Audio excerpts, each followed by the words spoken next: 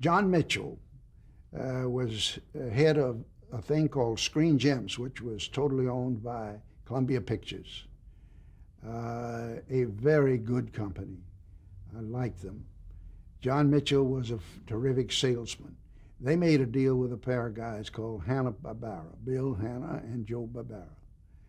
And they called us and said, we would like to show you something, and Joe Barbera will be there. Well, again, Leonard Golinson and Dan Melnick and I, and our old friend Sam Northcross from William Esty, met him in the Columbia building there at 55th Street and Fifth Avenue. And we went up there, and the room is completely filled with storyboard. And Joe Barbera started up in one corner at the top and went around the room and performed the whole pilot. And it was a rip-off almost entirely of Honeymooners. The characters, the relation, the whole damn thing was just about, it was just Honeymooners over and again. But Sam Northcross, if you can believe it, we agreed to that thing. Now, the commitment on animation is a long time, and you have to make it way ahead.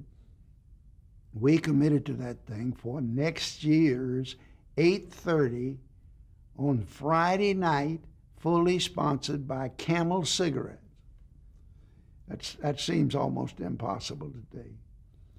Well,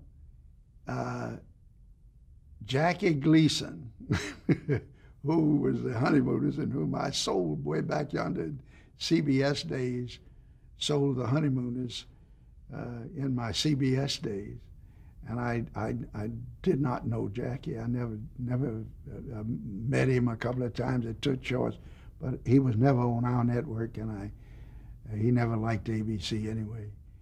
But he tried to get a suit, and he had that very famous lawyer in New York.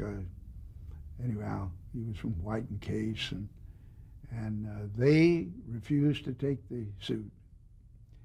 And we went on the air with that show for how many years? You've got the figures down there. Yeah, from 1960 to 1966. And it's still going. It's been children's daytime, it's been nighttime, and everything else. But to think that Flintstones started with sponsorship of Camel Cigarettes. On the cigarette thing, we had 22%, I think it was, when the Surgeon General's report came out in about 1963. And it was unequivocally proving that there was a cause and effect between smoking and lung cancer. And it was inevitable. We met several times with the FCC over this point. 22% of your billing now. That's big. That is a lot of money. Chesterfields, Cools, Camels, Philip Morris, we had them all. And they loved that young audience we had.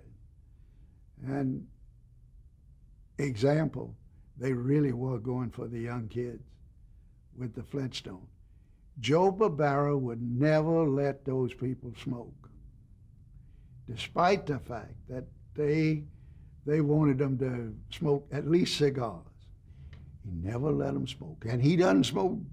Fred Flintstone doesn't smoke today.